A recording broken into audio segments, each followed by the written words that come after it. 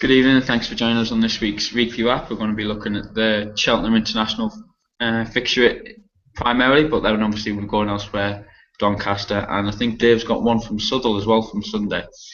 So tonight we've got James. Evening, James. Hi.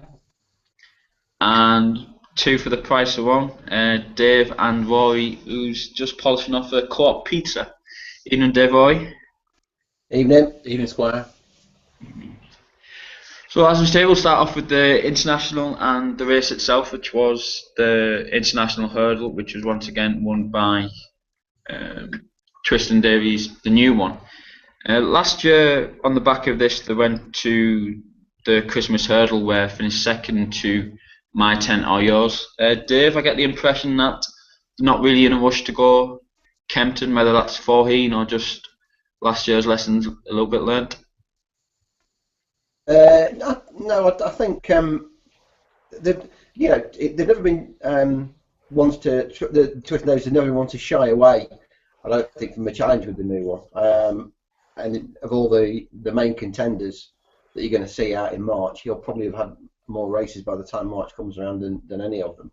So I don't think it's a case of that they don't particularly want to go there to sort of dodge Faheen or whatever. They just want the right plan for the horse, I suppose. Whether Kempton's going to be on the agenda or not, we don't yet know. But on the showing that he did on Saturday, I mean, he's to my eye, purely to my eye, he looks like he's still getting better to me. I have to say, I was very, very impressed with him again on Saturday. A terrific performance. He's had he's travelled like the best horse all the way through. People will say Vaniteur's travelled every bit as well. He probably has. And coming to the last, the two are together, and he's put Vaniteur, who's been one of the talking horses of the season, to bed pretty quickly actually up the running. He's put 2 lengths between himself and Vaniteur in the space of around about 100 yards, and from that point he's gone away. So I don't see for a moment how Vaniteur's going to be reversing the form come March. And he gave Vaniteur track position as well up the run. And gave him the favoured stands rail. I thought it was a tremendous performance. I just think he keeps getting better to me.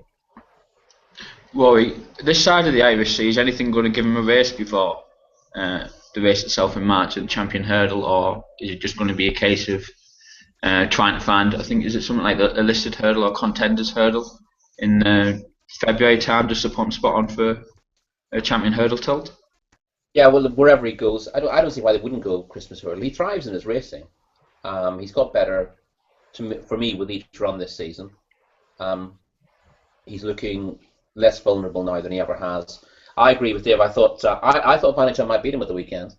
Although I'm a big new one fan, I put Vaniter up as a bet in my field column, thinking that the tactical race wouldn't necessarily suit Vaniter as such, but I thought he's a big eye catcher in the Great Wood. And I thought receiving £8, if you look at the history of the international, the Beulah, the Cheltenham Trial Hurdle as it originally was, it's very difficult to carry a maximum penalty.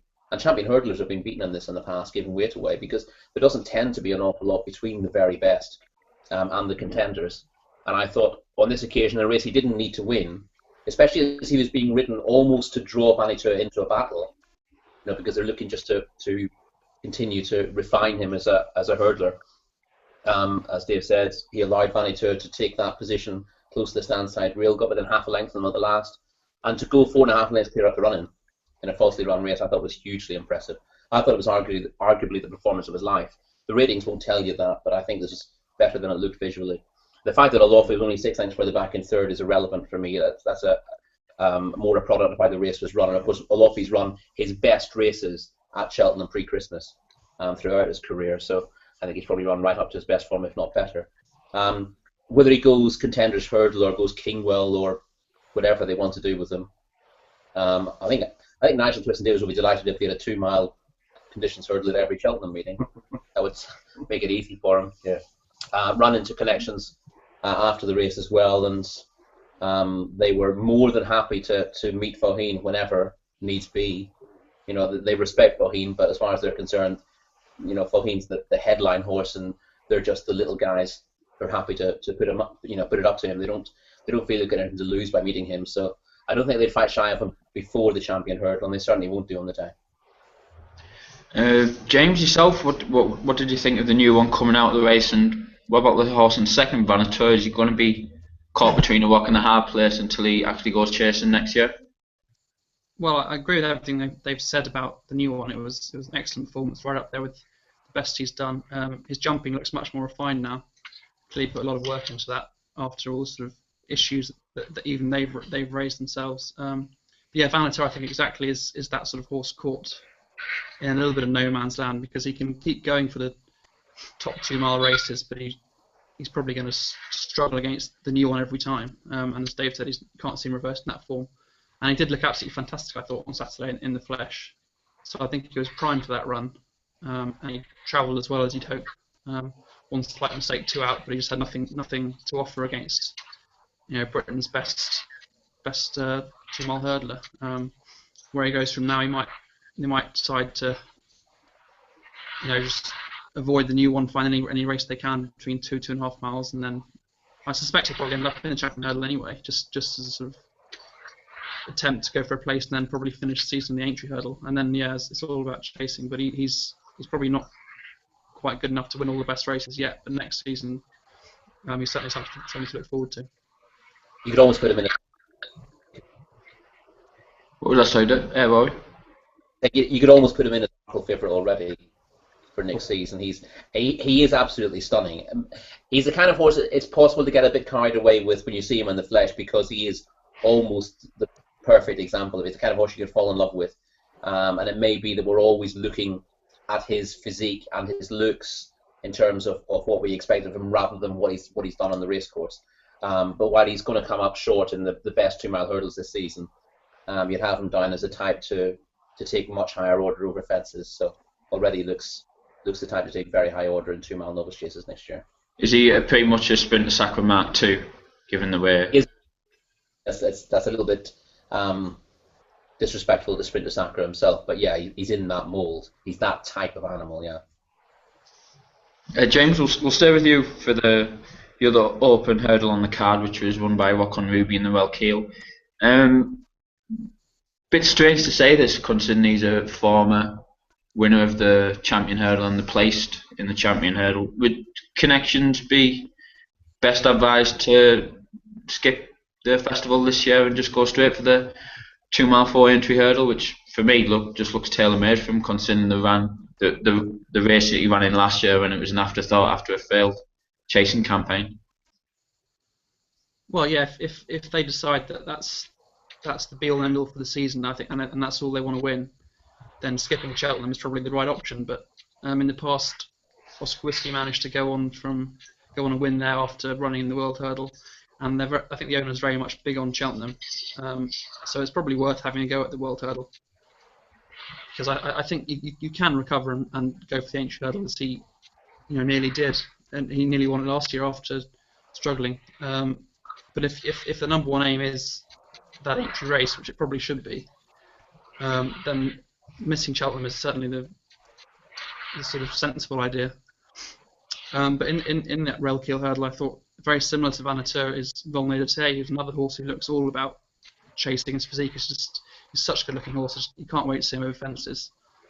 And he could be one you sort of don't quite appreciate now because of what you're looking forward to. Because he ran an excellent race after quite a hard race at Haydock, I thought.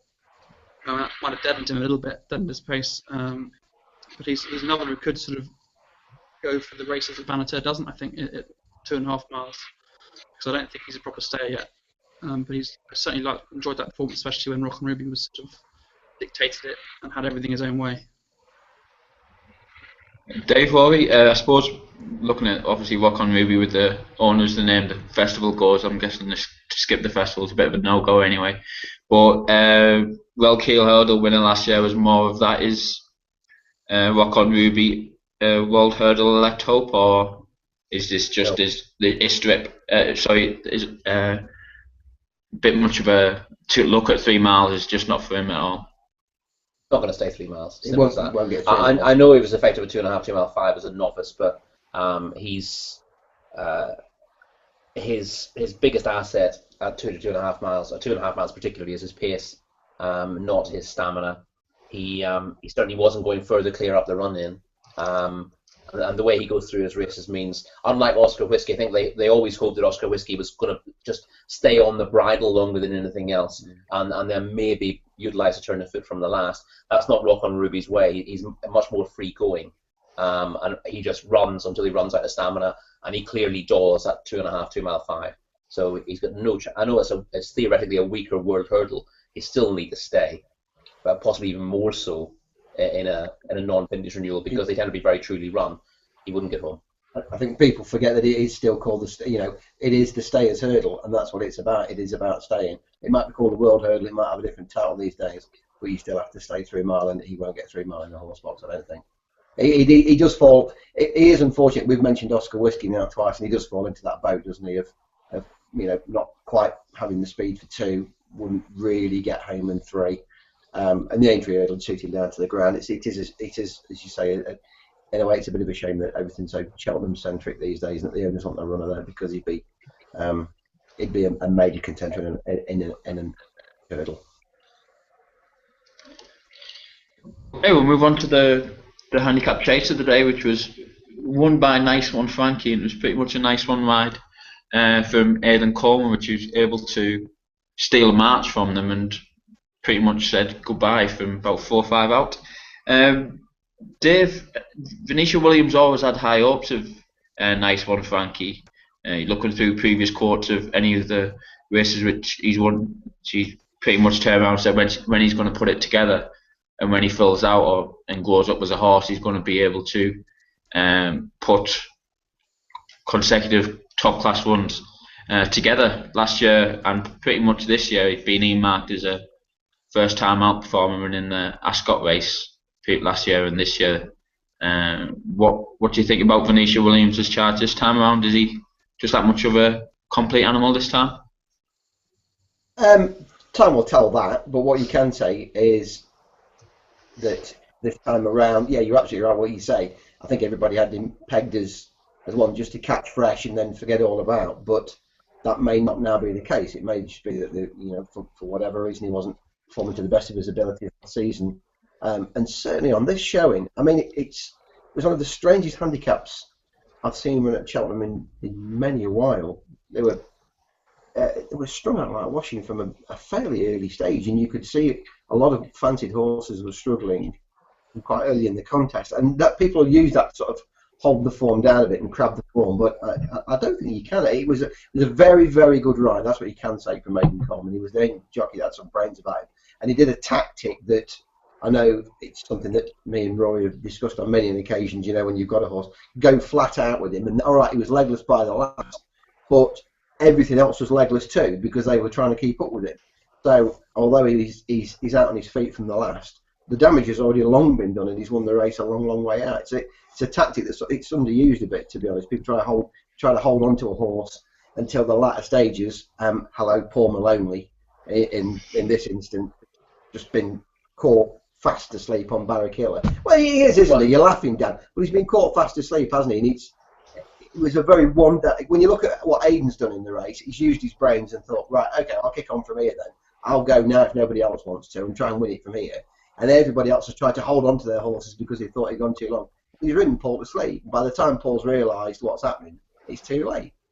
So, it's a frustrating ride for me on Barraquilla, who, as a result of this, will still remain well handicapped, I think, and still will be of interest for the rest of the season. But as far as Saturday goes, yeah, I mean, we may just be seeing sort of Nice One Frankie's progression through the season again now.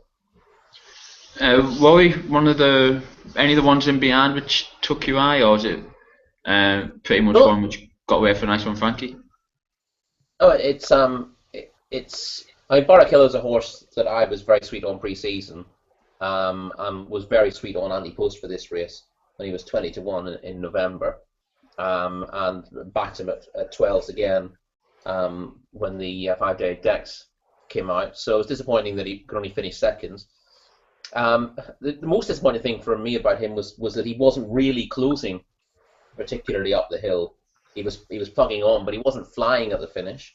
And although Nice One Frankie was incredible, he was 20 lengths slower from the last fence than Champagne West. 20 lengths slower, just from the last fence to the line. But given that he was 20 lengths slower, those in behind who hadn't been pressed should have been making up, 12 to 15 lengths on him, and they weren't really doing that. So for me, I've written about this in a column that'll appear in the Field on Saturday.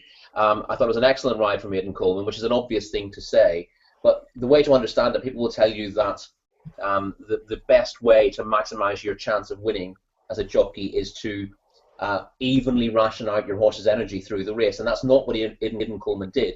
He used his horse up in the middle half of that race, and as a result, Nice One Frankie was very tired from before the last fence and pretty much crawled home.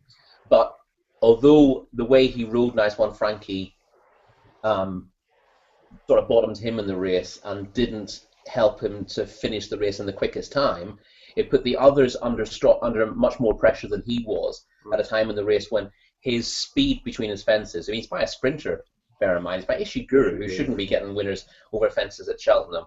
He's very slick at his fences, so he was able to make huge amounts of ground through speed between his fences and speed through the air. So that was costing the others more ground than it was costing him. And although he paid a big price for that in the latter stages, the others had been, they've been pulled below the waterline essentially by his tactic. So it's a real masterclass in terms of understanding what wins races. It's not simply about going 12 seconds per furlong all the way through a race. Often it's about inefficient expenditure of energy when you know that inefficiency is costing you less than it's costing the others, and that's what happened in the race. I'm not really inclined to look at it as a race pointing to future winners. I personally think that Aidan Coleman got every ounce out of Nice One Frankie, and I think although you can argue that he's even better than the bare result because of how tired he was at the finish, I think it's probably going to finish him for the season. Venetians are very tough, and he could bounce back, but he struggled off marks in the 130s last season. He's now at 150 odd, isn't he? What's he gone up to for that?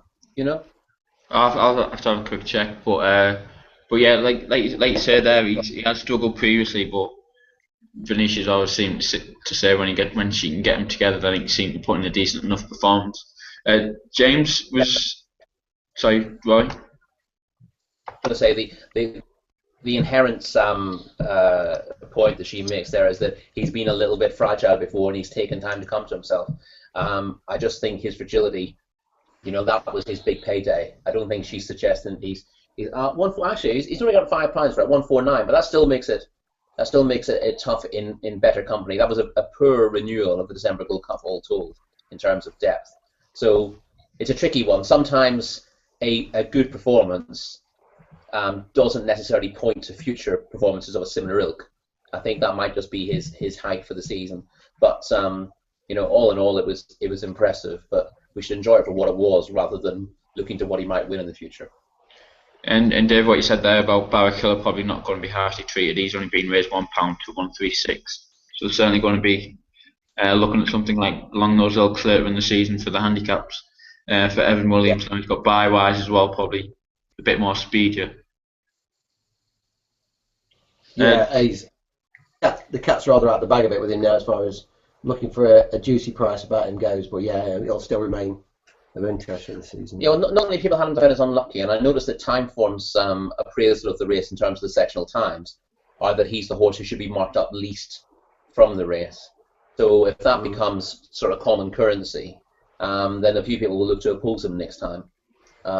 Whereas his collateral form, the form of the Sandown race, the form of his win over fences at Warwick last season from Persian Snow, that's all worked out tremendously well, and I cannot have it for a second that he's not throwing in off 136 when things work out for him. James, what about yourself? What was your take of the December Gold Cup? I think pretty much Dave and Roy have put all the flesh from the bones there. Yeah, they've done a good job, haven't they? Well, I thought it was interesting that over the 2 days, it seemed the tactic that worked very well was getting out in front and jumping well, because there's so many horses making errors at Cheltenham. Like, if you think of Ben Head race, he was out there in front jumping well, and the horses behind just could never keep up with him. So on Target did the same thing, and then the ultimate example was Nice One Frankie. About the only horse that wasn't making consistent mistakes in the December Gold Cup race was was a splash of ginger, and he ended up falling at the fourth last. So some reason, maybe it was completely unconnected, but so many horses were struggling to jump around Cheltenham properly, and horses being left out in front were doing particularly well, I thought, with horses behind unable to make any significant ground. But yeah, nice. It was a spot on ride for Baden Coleman, and I think he deserves any praise he gets, because people are sort of saying, oh, it's easy to say, but it's not easy to do to go mad in front of Cheltenham, because it's so easy to end up getting it wrong and get criticised. So he's a jockey I rate, and I think he's going to keep improving, and he's going to be one of the top jockeys in a few years' time, I suspect. Echo those sentiments.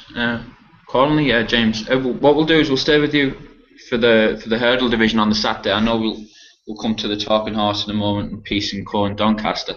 But what about the hurdles on the Saturday's card, starting with Black Lion and then going on to Hargam? Yeah, well, Black Lion was a good performance. He's not a horse that I thought had the potential to look that good. But then saying that, the race did seem to fall apart. I thought the interesting thing was Paul Maloney's ride on Anteros, because that horse shouldn't really have been where it was at the finish. But he let Port Mellon and Parish Business quicken early on, and he just sat off them and waited. And they seemed to cut each other's throats as Black Lion then went through and tore clear. But he, having waited, he then passed those two. So I think Black Lion did well to win so impressively, considering how poorly the other two finished who were with him. But they did seem to fall apart, and I think Parish Business probably has a breathing issue. And Port Mellon has got something serious lacking, I think, whether it's pace or desire to keep going, or it's just tripless. I think it's easy to get excited about Black Lion because of that performance, but I'm not necessarily sure you should, because it's just difficult to know what he's beaten, given Anteros and how lamely the other sort of significant players finished. And what about, last week you talked about the Hargam form going into Sandown. What did you make of? I thought Hargam was more probably the slickest of the juvenile hurdlers in that race at Cheltenham, and the horse that he beat in second, Karazak, seems to be a pretty much decent marker for the UK novice juvenile hurdlers so far we've seen this season. Yeah, Karazak seems very solid to me. He keeps running extremely well. He's obviously more of a staying type, and he showed that at Newbury when just getting touched off by Old Guard. And that form got a nice boost there. But I think McCoy gave Hargam an excellent ride as well, because he was keen not to go too fast with him, but he was always kept him within striking distance, and he just sort of gradually worked his way there and got him at the last, jumping well. Whether the mistake by Karazak's made a difference, I doubt. He's finished the length clear, and it was a really good performance. But I expected him to be a bit more impressive, to look a bit more flashy, and then that was sort of accentuated by the performance of his stablemate at Doncaster later on. And it was Dave, Rory, the two hurdlers on Saturday's card at Cheltenham. Was there anything going forward? I know Barry Geraghty talked about the performance of Black Lion giving Parlour Games a bit of a mark-up for later in the season, but was there anything there for you? I don't buy that Parlour Games thing. Parlour Games was, for me, very much flattered by the way the race was run when beating Black Lion at the last meeting. Black Lion didn't do enough in front to make it a test of stamina, and Parlour Games has got lots of flat speed and just utilised the turning foot. I think that form is potentially shaky, and I don't think the fact that Black Lion won easily at the weekend backs that up. I think Black Lion was just given the ride on Saturday that he should have been given at the last meeting, and his jockey admitted to the owners after the previous run that he got the tactics wrong. They wanted him to be in front and gradually crank it up from the front, and he didn't. He never did crank it up. He went too slowly, and then he just didn't have the turning foot to go with Parlour Games. He pressed on at an earlier stage to put his race to bed on Saturday, and that's much more reliable form. It's a more reliable guide to how good Black Lion is.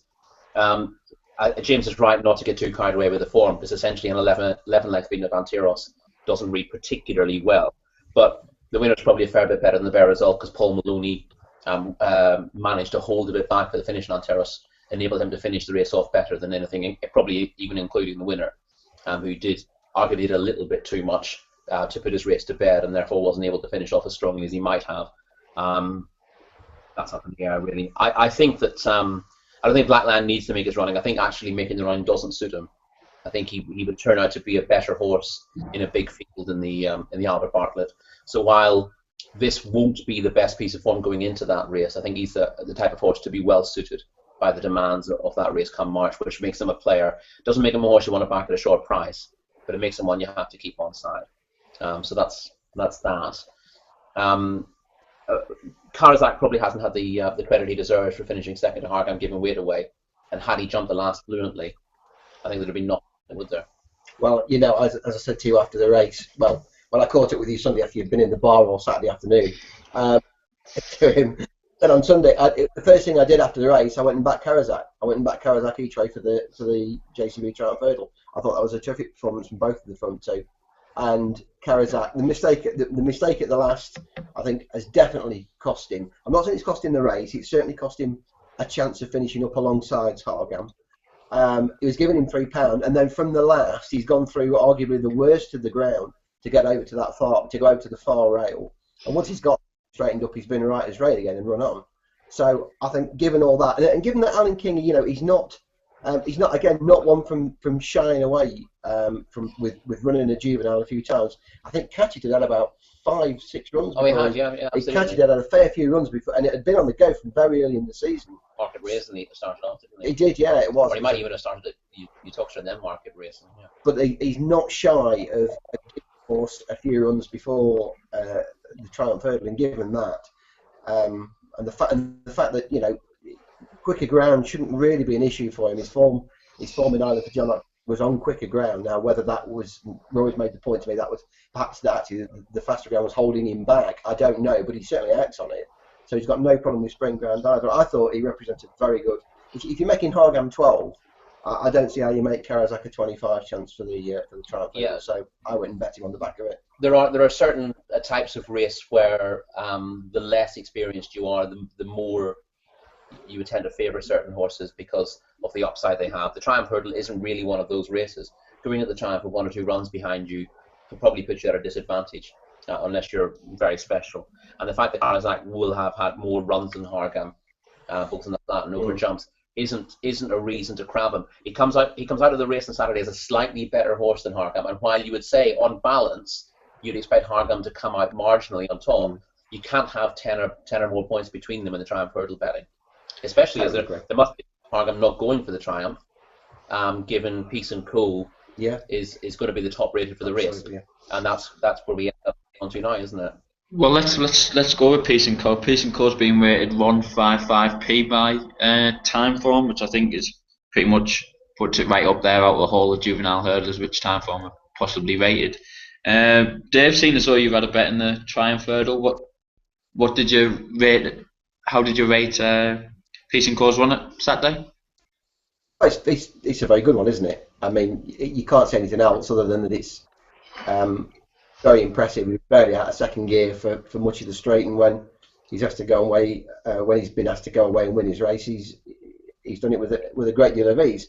But I would say that 2 mile around Doncaster would not be the same test as 2 mile around Cheltenham start, and as much as it was impressive, I wasn't a great fan of the second. I'm not a massive fan of Starkitect.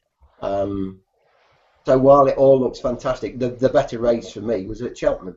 That was the best race. That was the best juvenile race that we've seen so far this season. So that's the one that I would be wanting to take something out of. Peace and Co. He may well go on again from this, but he looks short enough now to me in the betting on purely on the back of it. Yeah, Rory.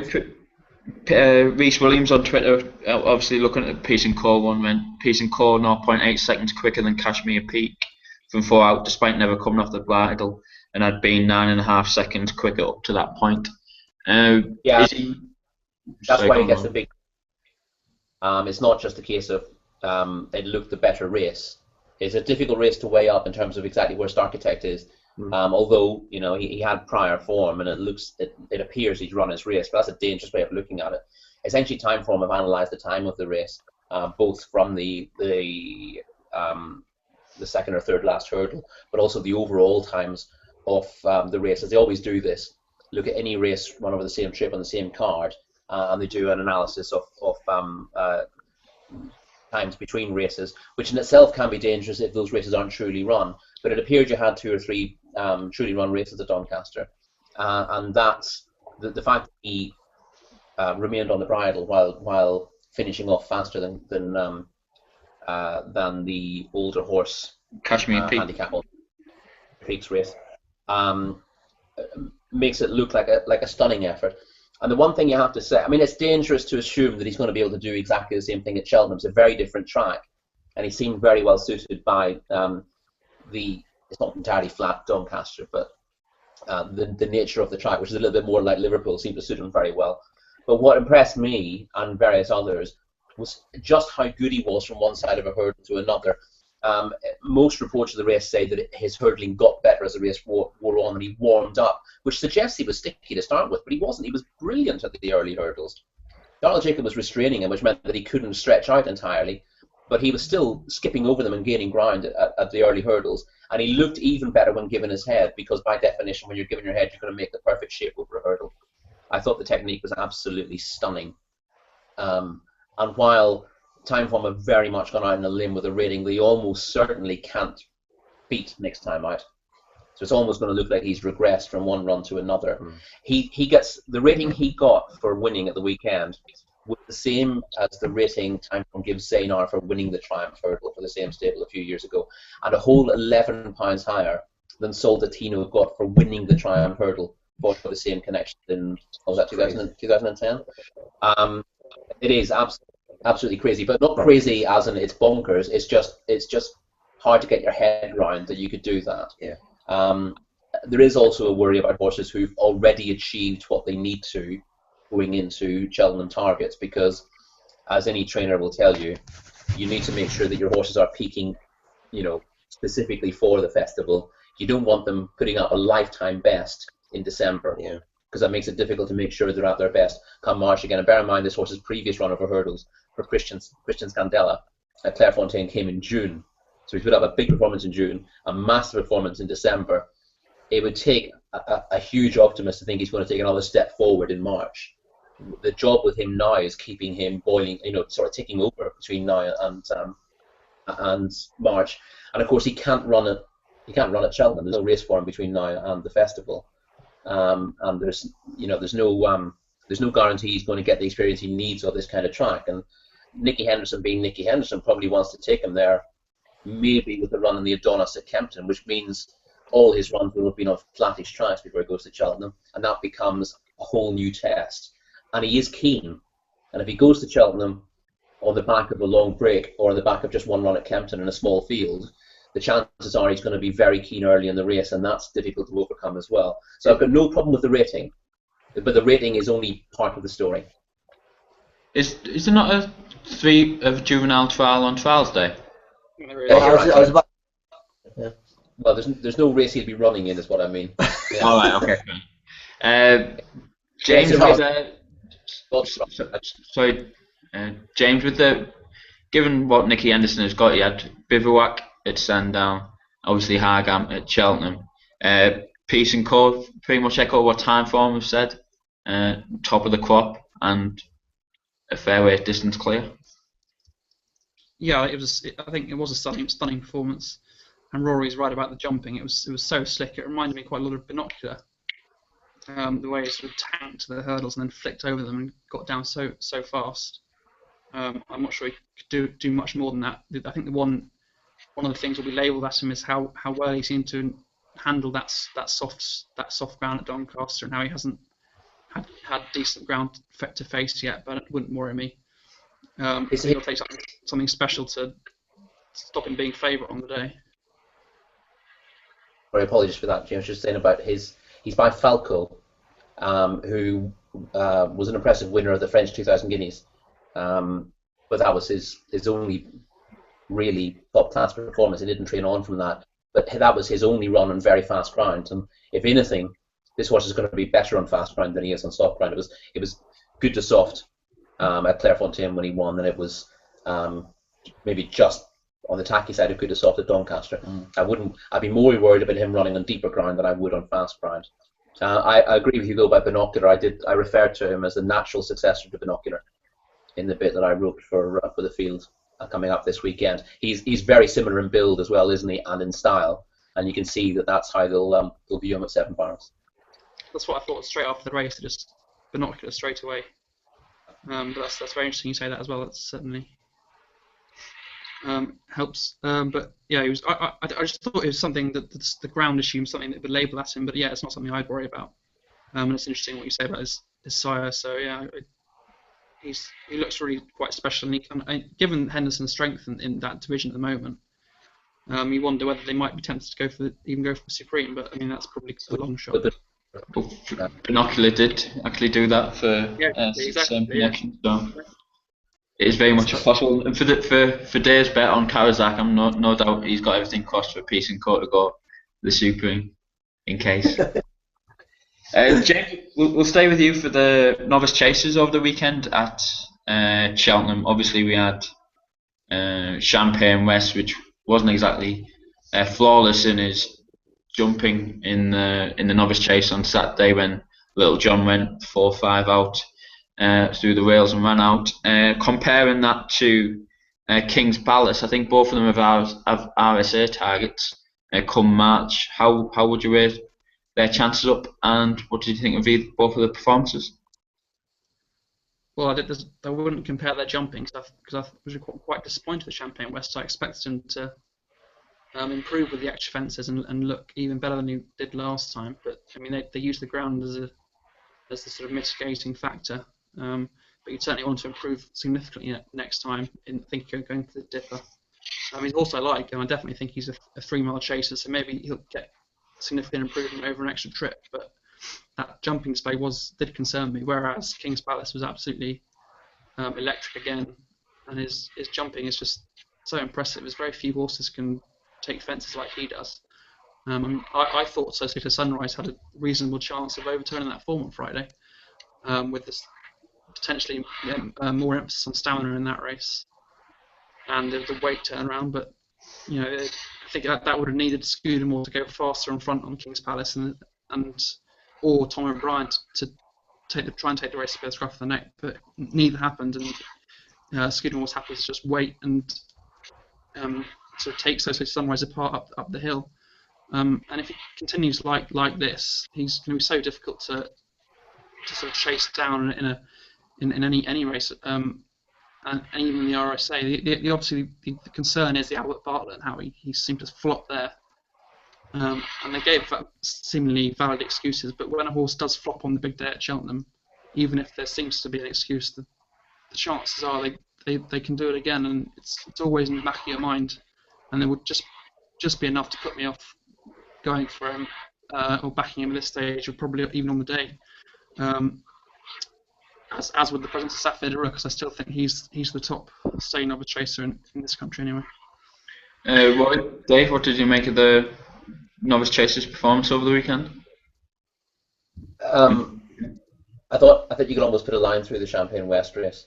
I think James made a very valid point about tactics in chases at Cheltenham as a rule over the weekend, and indeed through the last meeting as well, that horses who seem to go off plenty hard enough seem to be able to avoid mistakes and do better through the middle sections of the race until maybe arguably getting tired on the climb to home. And I think the fact that they crawled along in that race didn't help any of their jumping or their concentration. And I don't know why that would be. There's no obvious reason for it other than the nature of the ground maybe being more forgiving to horses who are getting through it quickly.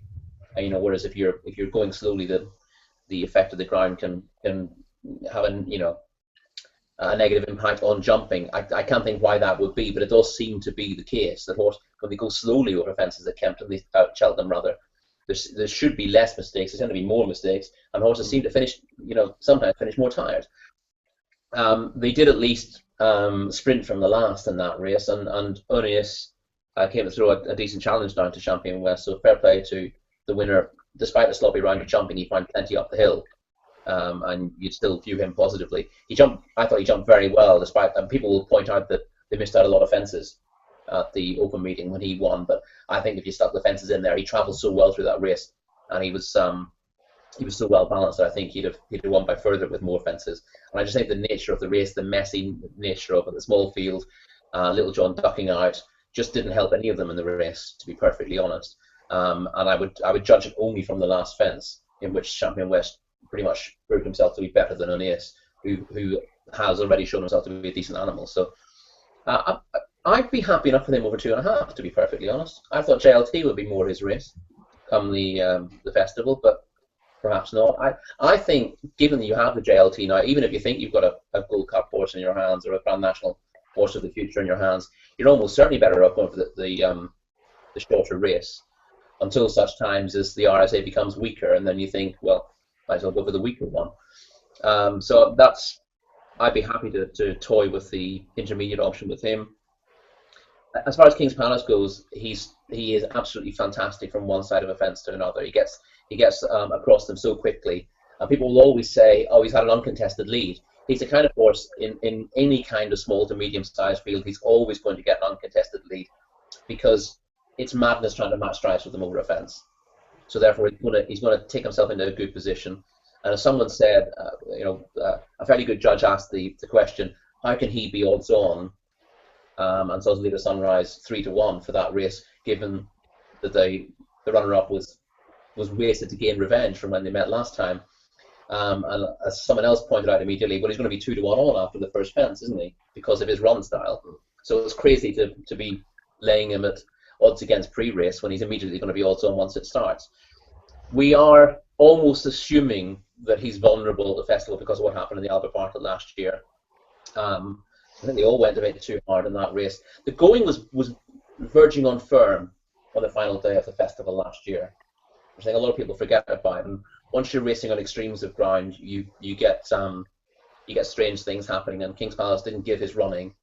It may well be that he will be vulnerable again because of what happened last year. But I think with different conditions at Cheltenham in March, it would be folly to assume that he's going to go too fast for his own good again. It is a slight concern that the way David Pipe trains his horses, he's very keen to get them to peak for those early Cheltenham meetings, which makes it a little bit harder to keep them on the go and keep them coming back for the festival. And he's had one or two disappointments with his novice chasers in the past there. But King's Palace is very special. And Martin Pipe has won the Sunderlands a couple of times in the past with very similar horses. Rolling Ball would be a very good example. A horse who just galloped and jumped his rivals into the ground when winning an RSA. And I think King's Palace could be in exactly the same mould. I think he deserves to be a short price favourite for that. The other thing, they might consider taking him the handicap route and going for the Bayliss and Harding, or I don't know if they're still sponsoring it, or whether they're just getting the benefit of the name, given they sponsored it last year. But because his jumping's so good, he would potentially be able to beat the older handicappers in that race. But wherever he goes, he's the one to beat. Well, you mentioned there about him being able to get an uncontested lead. The three defeats he suffered, whether that be a fall, a second in bumpers, and obviously the other fall in Albert Bartlett's when he's not been able to get that lead. Dave, would you put any credence to that idea that if he doesn't get an uncontested lead, he sulks and he's not able to put his best foot forward, or is it going to be a case of hopefully he's going to scare them off within two fences and it'll be gone? I don't know whether it's a case of he sulks if he can't get his own way. It may just be, I think, as James made the point, he did blow out at the festival last year, and it may just be that it may just be that a bigger field doesn't suit him as well as these smaller fields do. Not necessarily that he doesn't get his own way, if that sort of makes sense. I don't think he needs to lead. Equally, I do think he is a horse that might just need a bit of room and a bit of space to himself. And in the hurly-burly of the big one, he may not be getting that. So that will be a worry for me. I think James is right with what he says. I agree with James in so much as, for me, it's a worry that a horse that did everything right last season went to the big one and just couldn't perform on the day, and it may well be the same again this time around. Be interesting to see if they want to run him again, because they took him to the festival on the back of a break since December last year, and I found that he didn't run his race. And the stats, I'm not a big stats fan, but those who crunch the numbers will tell you that trainers who try to keep the horses fresh for Cheltenham, very few of them manage to get the best out of them as a result. It's almost certainly better to have a recent run behind you just to make sure you're in working order. So I'd like to see them run him in the Aon Chase, or the Denman Chase now. I think he'd win that, wouldn't he? Yeah, because that always cuts up to 4, 5, Yeah, exactly, 6 yeah. runners. Again, it's another ideal race for him, isn't it? Where And it comes at the he's gonna perfect get time. Yeah, he's going to get absolutely. I know we're probably a year in advance here, or a year down the line. We'll talk about the performance of Alan King's hurdler Ulzana's Raid. Rory, you talked off air just before we came on here that Alan's already gleaming about the possibility of sending him over fences. What did you make of the performance at the weekend? Because Big Easy just seems to be there or thereabouts in all the good 3-mile handicap hurdles we've seen so far this year. Yeah, you can argue that Big Easy's a little easy to beat because he's traded very, very long odds on his last 3 starts and been beaten, but he did absolutely nothing wrong. He battled really well from the last hurdle, and we know he stays very well. I thought it was a hugely likeable performance from Ulzana's Raid. I think most horses in the position he was at the last, with 4 or 5 of them in line, needing to put a huge jump to meet it on a stride, would have put in an extra stride. Yeah. And he's put in the most beautiful leap you'll ever see from a hurdler at that last. Joy to watch, and it was the jump of a chaser as well. He's a horse. He's a horse who's just waiting to go over fences. The transition isn't always smooth. I must say, particularly from the King yard, but he's a horse to look forward to next year. Alan King said, as far as he's concerned, that's very much what he's waiting for. He doesn't have any great from over hurdles this season, and he's not going to be tempted to rush him over fences. So he'll just be marking time until such time as he can start off on a chase campaign for next year. So I'd imagine he'd want to run him in May. Something like that over fences, retain his novice status for next season. Yeah. And touch wood, he stays down, because of course two or three of Alan King's best novice chasers in the last couple of years have gone wrong. Horses I had a lot of time for as well. So hopefully Ulzana's Raid will stay sound, and I think he's a horse to be very excited about indeed. Dave, on the Cheltenham card as a whole, is there any other performances you want to take a word at, or you want to swiftly go on to your Southwell steamer? Well, we've covered more or less all the main ones that we wanted to cover at Cheltenham. I will give a quick word for So On Target, who jumped him into the ground in the 2-mile handicap, and he's finally starting to look like the horse I thought he might always be. He's a horse I've got quite a bit of time for, and as well as Kringa Dancer travelled in behind. I knew he wasn't going to catch him. I knew he wasn't going to catch So On Target. Tremendous round of jumping, and please, Mr. Tizard, keep him to 2 miles. He doesn't really want 2.5. Keep him to 2 miles. Really cut in the ground, and he's able to perform. I did want to mention one at Southwell of all places. Not often we'll be mentioning one at Southwell on a wrap, Dan, but Delgany Demon, who won the 3-mile novice hurdle there on Sunday, is a horse I've had my eye on for 12 months and a bit more now. Really nice sort, Neil King. Neil King, got to be one of the finds of the season, if you like, as far as trainers go. Have a look at his strike rate through November, December. Very, very good. And Delgany Demon, he'll be a fabulous chaser next season. Hit him in the flesh 2 or 3 times, and finally got the step up to 3 miles that he's been crying out for on Sunday.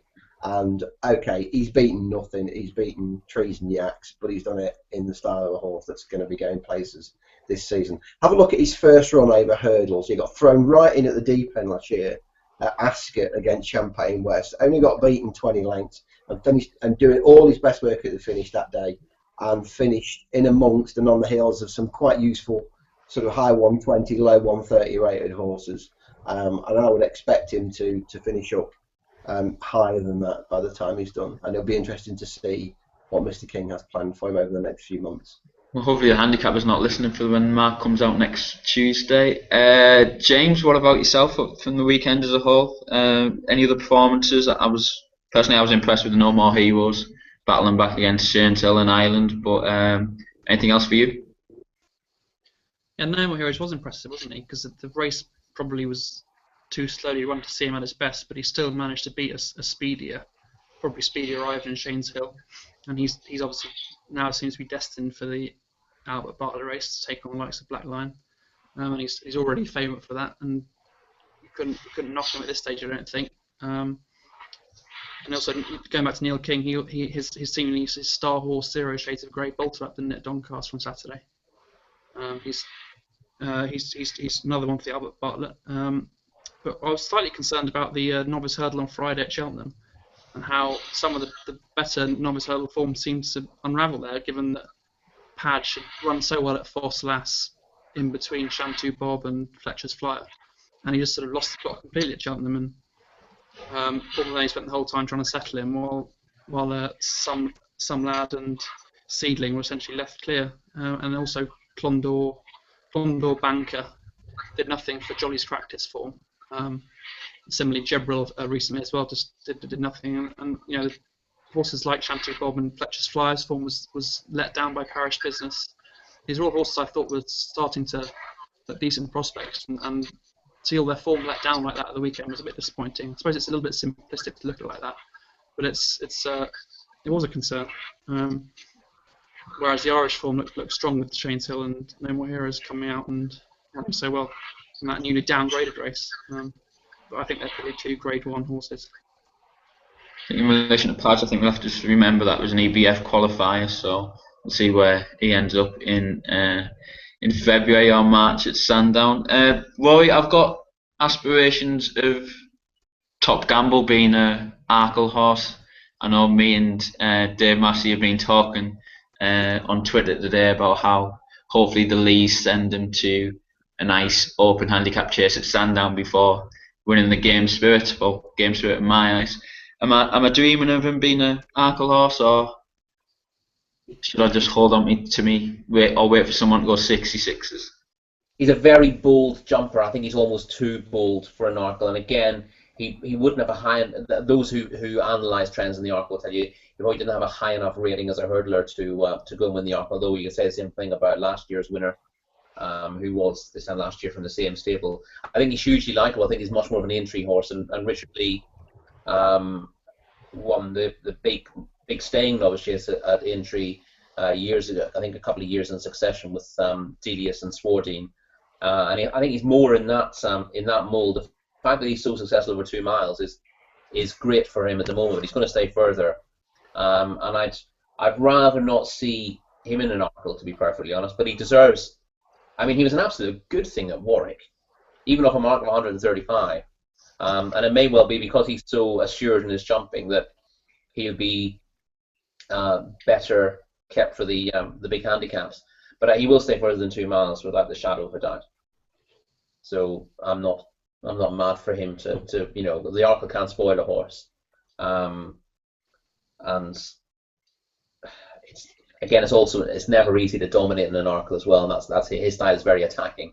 So not ideal for the race, but he's a horse to be very positive about. And he's one of those. He just brought a little joy to your heart watching him, didn't he? He couldn't, even if you hadn't backed him. It's difficult not to watch that performance and think, wow, what a wonderful horse that is. What a lovely horse it is. Yeah. And that's the thing. It's nice to see Richard Lee doing very well with a horse like that, and long may it continue. But I think he might just favour Aintree here. We'll see what happens to him next time he runs. But just touching briefly on Splash for Change again. I don't want to wind Dave up. He's not a fan of the horse. I spoke to John Neild, who owns him after the race, and he was. I've never seen a man so happy to have a fancied horse fall in a race like that, because he didn't touch the fence. He just overjumped and came down. I didn't touch the twig the whole time, and that was after he disappointed in his previous. He disappointed twice now over fences, but he was impressive in between times. Although you don't really perform, I disagree with you on that. I think it's by the by. He showed in the way he travelled in the December Gold Cup that he's got no problem cutting it in decent handicap company. I suspect what will happen now, and I haven't spoken to John Neild, They will probably go for a repeat bid in the Betfair Hurdle to mind his handicap mark, because obviously the handicapper won't shift him from what he did at the weekend. So they'll run him in the Betfair Hurdle, and if things happen to pan his way, he could easily hit the frame in that, although they're not expecting him to double up. And then it'll be the Burn Group Plate at the festival of what could be a very attractive looking handicap mark. Whether he's quite got the experience for it is another matter altogether, but that's clearly the plan, and they think they've got a well handicapped horse. Whether you believe that is up to you, obviously, Mr. Massey. I'll not be carrying my money. I just got cut off there, so I've missed the handicap plot. What's all that about? You have to tell me later anyway. You missed nothing, Dan, don't worry. You missed nothing whatsoever. It's alright, it's alright. We know where he's going at the festival, so there you go. So Don't worry. Burn Group Plate. Okay. Looking forward to the weekend, well, apart from the long walk hurdle and the 5 entries. James, have you had a look at the weekend's entries? And also, you were there at the Brightwell sale, I think, was it Thursday, Friday night? Was there any horses to pick up out from there? Well, I quite like the horse called Florida Calling. Sort of big chestnut son of presenting out of a half sister to Moon Over Miami. He was quite impressive in his point-to-point. And also there's a son of Marla called Sky Full of Stars who showed a bit of speed in his point-to-point. And he was bought by James Hewitt, I think. And they're two that I liked. And also Minmore Lodge, who I talked about last week, the brother to Highland Lodge. Gone to Donald McCain, could be the ideal sort for staying chasers in soft ground up north. But yeah, at the weekend I was staggered by the entries for Friday's Kennel Gate Novice Hurdle. Mullins has got 9 in there. All his top ones, Blue Van and Tell Us More, Sempre Medici, Max Dynamite and the like. And if 1 or 2 of those turn up, it could be an exceptional race, especially with, I think, Jolly Allen's entered as well. Emerging talent, it could be an exceptional race. Obviously, it could cut up and fast to receive, but if a couple of those run, it could have a massive bearing on the rest of the season and the top 2 novice hurdlers. And Rory and Dave, any early thoughts at the weekend, or where are you going this week racing? We'll just had a quick look at the lab book actually before we're coming on air. Well, I've been looking at it through today. A couple of probably unfashionable ones that I quite like that's going to go a little bit under the radar. Baradari is going to be well handicapped with sign of a victory. And it's Saturday and it's Venetia again, isn't it? I think that's something that we forgot last week. Basically, you just back Venetia handicappers on a Saturday. That's the way to go forward. But Baradari is going to go under the radar Saturday, and he'll be a decent price. I like Ruakana at a price as well. Rory doesn't. He's not so keen. But I think that's a very, very solid run at Sandown last time. I think Ascot will suit him better. I think, although I would be more inclined to agree with you on Baradari for that race, I couldn't really have Rukan, although he might be a big price. We may be just looking past the obvious horse in Sign of a Victory. You can still get 6-1 about him for the race. I see him going off a 9-4, 2-1 shot on the day. Don't you? I mean, he won so easily over course and distance last time out. Difficult to quantify what he had in hand, but it could have been tons. So I think he's going to be the buzz horse for the race. He's liable to be a short price. I know it's a bit dull, but you know, it's not like he's an even money shot. He's general 5-1 and 6-1 best price. So the Mappin and Webb Silver Cup, which is the old SGB for those of us with long memories, SGB is an opportunity for the young master to make up for his various disappointments. And Ballyhane a couple of times, yeah. Doorlatch even. Doorlatch once, twice. All the greats, anyway, yeah. So anyway, we digress. Think of the kids, come on, think of the kids. They got a very good chance in that by the look of it. Although the handicappers hit him hard for the Wincanton win, it's hard not to be impressed with how his form this season's working out anyway. And he probably wins that. I haven't had a proper look at the whole race, at all the racing, but that's the 2 races I've had a quick look at, and they're probably going to be 2 favourites, to be honest. But if you can get best price now, you might do all right. Right, well, thank you very much, gents. Rory and Dave, thanks for the double act there, and James, thanks for joining us tonight. We'll be back next week, obviously, to look over the Ascot card, Long Walk, and the Lad Book, and we'll also have might have a little early look at the Boxing Day entries and the big races, obviously the King George and I think it's Kato Stan versus Chase, Kato Stan versus Chase. Anyway, I hope Clive Smith will put me straight. Anyway, like I say, thanks a lot for joining us tonight, and we'll speak to you in next week. Thanks, gents. Thank you very much. Thanks.